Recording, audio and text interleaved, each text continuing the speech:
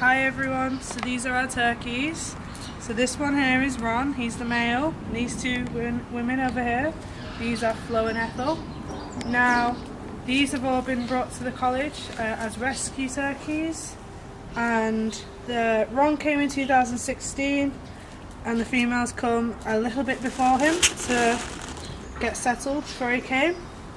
Now, when you come to the college, you will be able to handle them, as in like wash them, things like that, do health checks with them, and while you do that you'll be able to have a really good time with them and get to know their personalities a bit more.